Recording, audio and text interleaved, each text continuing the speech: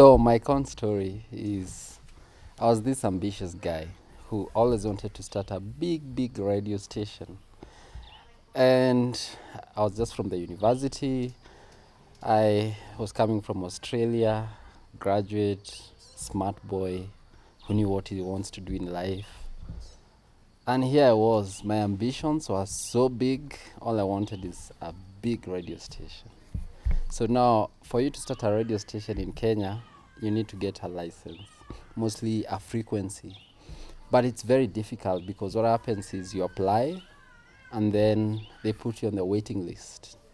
So I applied first and I was put on the waiting list for Nakuru.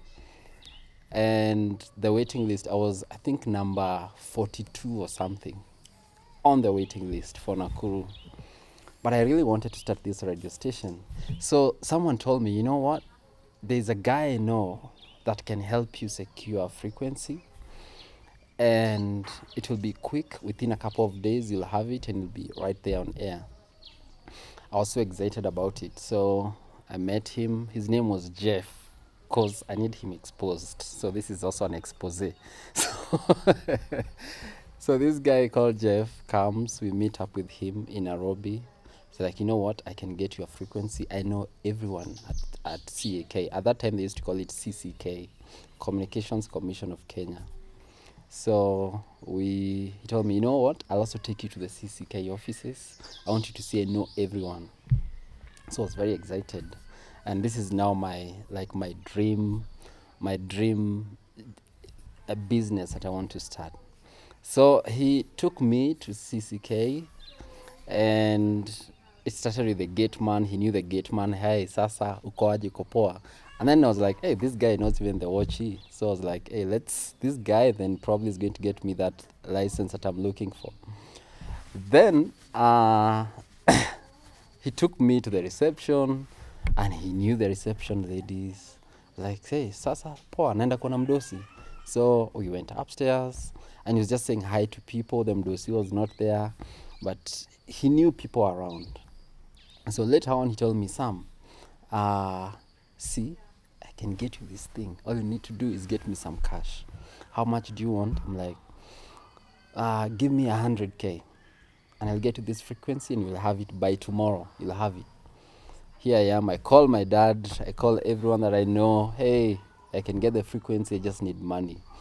And my friends were sending in money, 5K, 20K. My dad sent me 100K.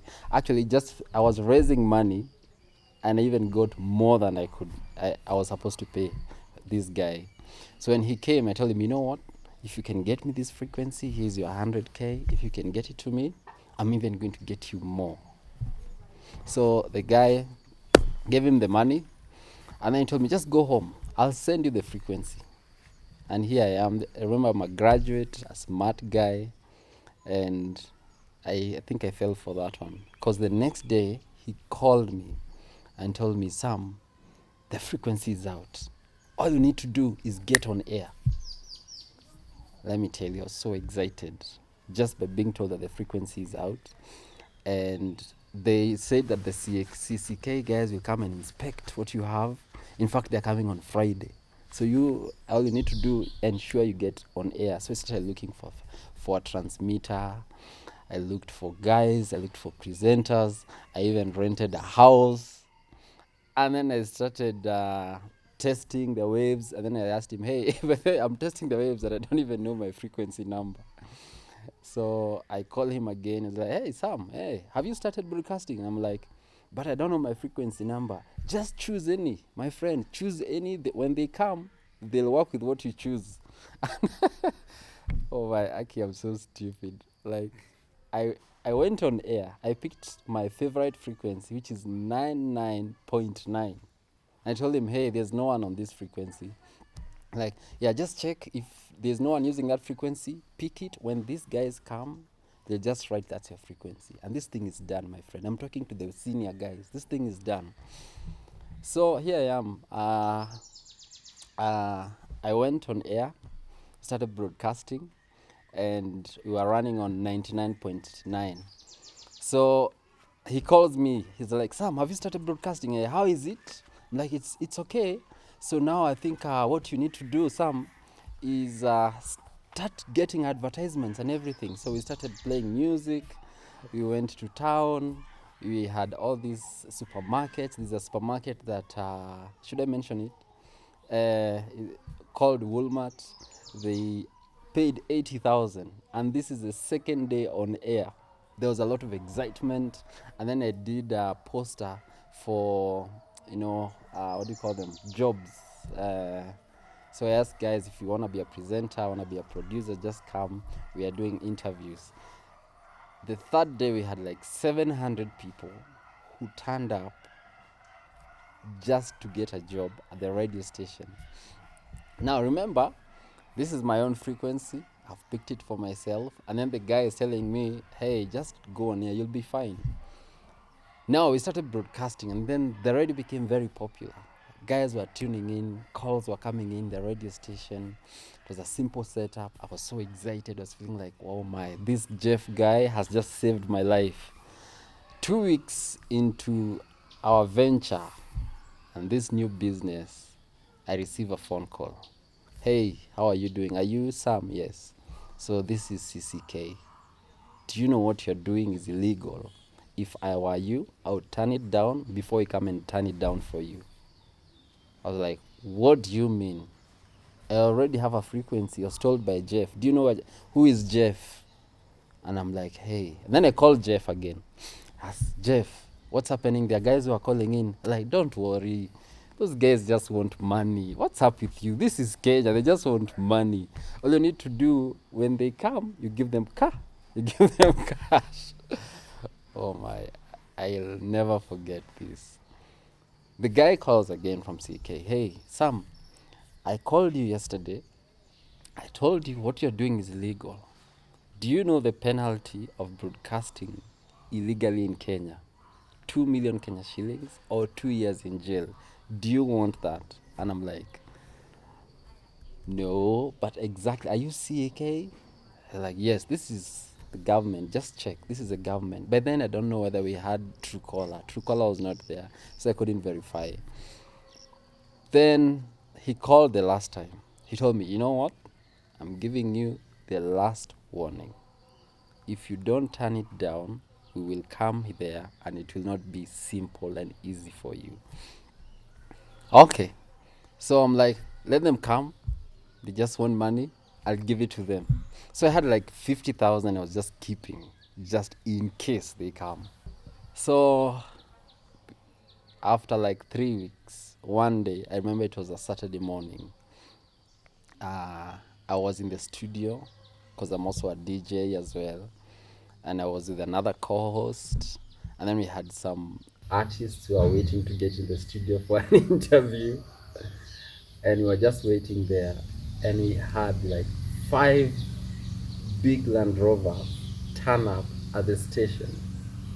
And there are like all these policemen with guns and everything. And I'm like, what has just happened? And I'm like, Micah, 50,000 won't help here. This is going to be crazy. So they come and they're like, hey, who is Sam here? Okay, who is the boss? Okay. And I'm like, here I am. So like I told you, can you show us your license? I want to see your broadcasting license. I'm like, I don't have it, but there's someone in Nairobi who has it. Do you want to talk to him? So I picked my phone and said, okay, yeah, let's talk to him. I called Jeff again. And then, Jeff, they are here. What do I do? Like, just tell them your frequencies in Nairobi with the senior guy. Like, okay. And what's your frequency again, Sam? I said 99.9. Do you know that is a frequency that is being used by the national broadcasting station? That's KBC. I'm like, okay, but I was told to choose by who? By this guy called Jeff. Now listen, you've been conned. So can you give me your hands? They handcuffed me. And that's how I found myself in court. Yes. It was really, really, really bad. So I went to court. I had to go back, CK, ask them, please forgive me. I'm a young guy. I was only 26 years of age. Please, kindly ask you to withdraw this case. Like, no. This one, you have just go deal with the courts.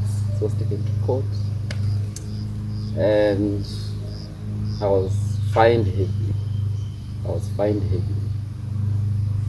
I wish I never did that. I was fined heavily. So I got really broke. For like 6 months, I wasn't talking to anyone. I sold my car. I sold so many other things I owned. All the money I had saved from Australia was gone. My parents raised a lot of money because the fine was just hefty. But later on, I was like, you know what? Never give up. If you really want to start the radio station, just pursue it. So I went back to the same guys who brought me down and took me to court. Told them, you know what? You took me to court. I've been fined, but you know what? I still want to start the radio station. So please, I am begging, kindly get me a license. God is good. One day I received a phone call. Hey, your license is ready. No money involved. It was a genuine license. And that's what she told me. Anytime you want to apply for something, do it the right way. So anyone out there who wants to do good business, ensure that you do it the right way. At times it may take longer, but if you do things right, you won't end up selling your car, you won't end up stressing your family. Even today, I still got a madeni and some of my family members will decide on that one. So it's always good to do things the right way. Jeff, I'm still looking for him. In fact, can I look at the camera now? Hey Jeff, wherever you are, listen. One day, something will catch up with you. If you're still calling people, I'm telling you, Jeff, one day, something really bad will happen to you. And I'm looking for you. And the moment I'm trying to think what I'll do to you, Jeff. But please, just know the money that I lost during that court case, you'll pay for it one day. It's not done. So this video should trend until Jeff sees it. Yes. It doesn't matter where he is. Do you want to say his full name? I think his name was Jeff. I can't remember. I think I only remember his name was Jeff. But I know how his face looks like. I can describe his face. I don't have a picture of Jeff, but I remember I met him in a hotel. He had like big ears. He had a round nose, big eyes, small lips, and also he was very eloquent in English. So I think he was from a certain part of this country. I think he was from Western, because he was very eloquent. He's the type of people that speak, and you know what they say, nyoka anatoa nyoka pangoni. But Jeff, please mali uko hiyo pesa utarudisha tu. Nimeumia juu yako Jeff. Sitaki kuombea vibaya, but one day utarudisha hiyo pesa. Guys, if you're out there, you're ambitious, you want to do big things like me, listen up. Along the way, you might get conned. So, janjaruka na usikoniwe. Sasa nafaa kufanya? Niambie nini juu? Kwani umetoka Nairobi gani wewe? Mimi nilifeel kana ongea mamangu. Ya hizi ni bebe ufala hivi. Hii ni Nairobi, huwezi jua mpaka iko hapenie. Una expect nifanye nini? Itabidi mfikie kitu yetu tadu. Fikirieni hapa. Tubuzi wetu. Nataka pesa zangu. Haya, tuingie basi. Hi, how are you doing? My name is Sam West. I'm a motivational speaker, comedian, EDM DJ, and also an entrepreneur. So there's this awesome show that you guys have to watch. It's one of my favorite. I'm addicted to it. It's called Janjaruka. It's right there on YouTube. It's a nice series. It's so funny, so hilarious, so many con stories, something that you don't want to miss.